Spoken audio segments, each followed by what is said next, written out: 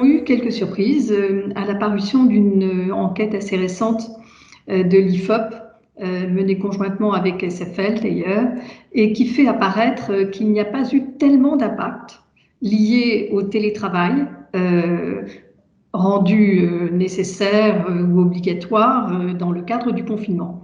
Et c'est sans doute un résultat qui en a surpris beaucoup.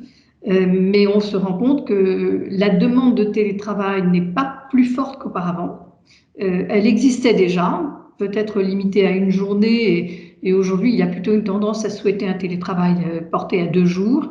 Mais clairement, après plusieurs mois, il apparaît que le télétravail sera mode permanent et source d'isolement, de vrais problèmes psychologiques dans certains cas. Et donc, il y a des personnes qui demandent à revenir au bureau parce qu'elles ne supportent plus leur isolement.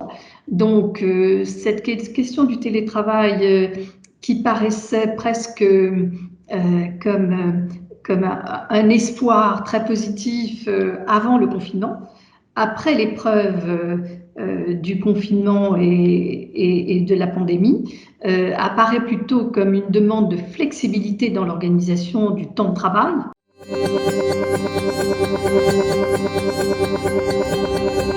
Dans le concept développé par Finestate, donc cette nouvelle société à la fois investisseur et opérateur de co-living, il y avait à l'origine un espace de coworking.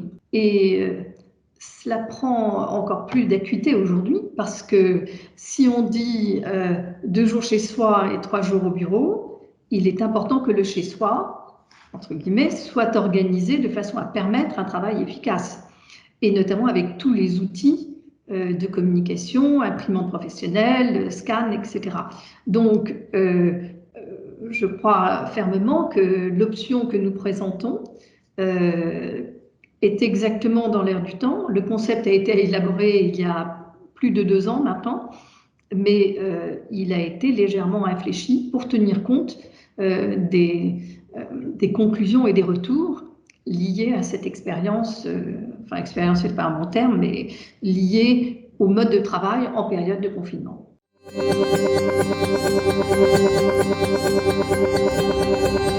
C'est un actif hybride, le co-living. Donc la prime de risque, il n'y a pas de raison qu'elle soit plus élevée que pour les autres classes d'actifs, en réalité.